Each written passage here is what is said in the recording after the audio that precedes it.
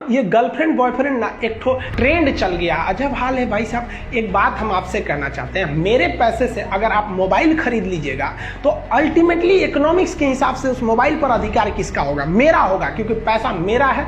तो आप सोचिए, आप बाप के पैसा से अगर लड़की पटाएंगे तो लड़की किसकी होगी? इकोनॉमिक्स के हिसाब से बाप के लिए। तो लड़कियों को भी कहते हैं कि भाई ऐसा लड़का को मत वैल्यू दो जो बाप की कमाई पे तुमको घुमा रहा है। और लड़कों भी कहते हैं जागो, अगर बहुत शौक है ना गर्लफ्रेंड बनाने का तो अपने पैर पे खड़े हो जाओ। जिस दिन पैर पर खड़े होगे ना उस दिन समझ में आएगा ये सब चीज़ें फालतू चीज़ें होती है। कई लड़के बेचारे का दिल टूट जाता है, उनका शरीर एम्बुलेंस की तरह हो गया है, घायल दिल लेके घूम रहे हैं। अरे फालतू ये सब चीज़ें। जीवन में किसी के लिए आंसू मत बहाइएगा, वो आपके आंसुओं के काबिल नहीं होगा। और जो आपके आंसुओं के काबिल होगा वो कभी आपको रोने नहीं देगा।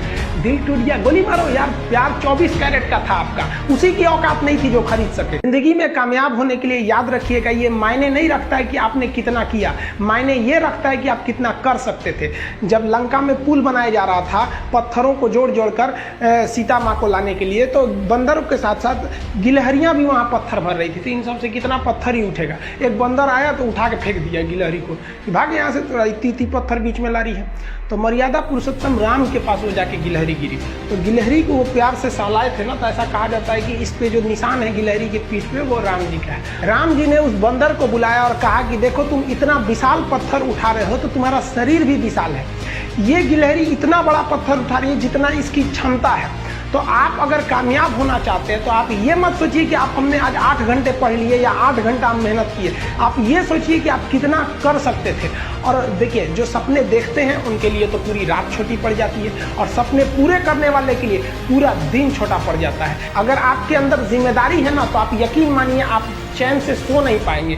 जिम्मेदारी ऐसी चीज होती है जो रातों की नींद छीन लेती है। रात में जगने वाला हर लड़का आशिक नहीं होता। पैसा और समय में तालमेल बिठाना बहुत जरूरी होता है। पैसा कहता है कि तू कुछ करेगा तो हम आएंगे, जबकि लोग गलती करते हैं। लोग कहते हैं कि पैसा आएगा तब हम कुछ करेंगे, ऐसा नहीं है।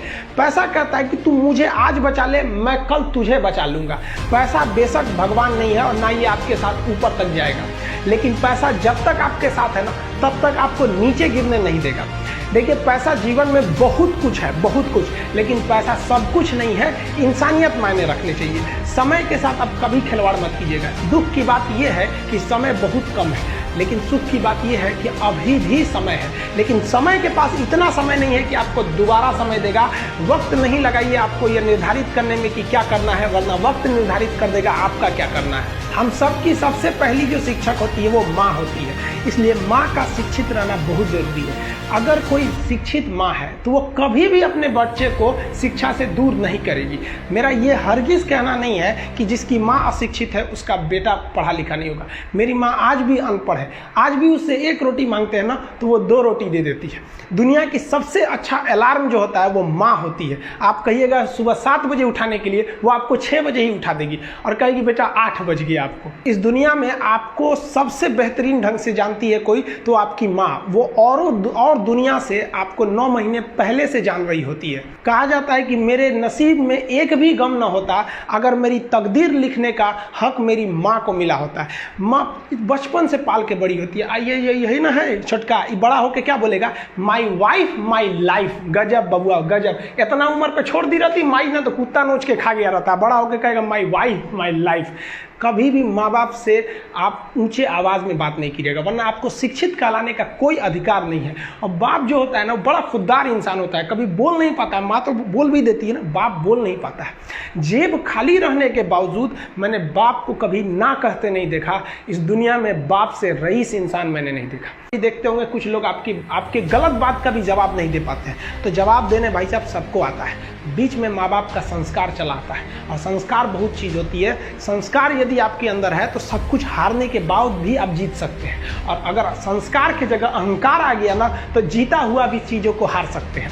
कमज़ोर व्यक्ति ही दूसरे काम का बदला लेता है, लेकिन जो ताकतवर होता है वो माफ़ कर देता है। लेकिन जो बुद्धिमान व्यक्ति होता है वो इग्नोर कर देता है, नज़रअंदाज कर देता है और बच के निकल जाता है। क्योंकि अगर कोई व्यक्ति आपको पहली बार धोखा दिया तो इसमें उस व्यक्ति का गलती है, लेकिन वही व्यक्ति अगर दोबारा धोखा दिया तो इसमें आपकी गलती है। सबसे समझदार होके चलिए और मिजाज में कुछ सख्ती भी रखिए। लोग पी जाते अगर समंदर खारा नहीं होता तो थोड़ा सा शक्ति भी बना के रखना चाहिए। इस दुनिया के कुछ दस्तूर हैं, आप किसी के लिए कितनी भी भलाई कर दे वो याद नहीं रखेगा, ये दुनिया का दस्तूर है। और आपकी गलती को कोई भूलेगा भी नहीं, इसे आप बुरा नहीं मानिए, ये दुनिया का दस्तूर है, इसे आप चेंज नहीं कर सकते। जैसे सूरज पूरब से निकलता है वैसे ही ये चीजें होंगी।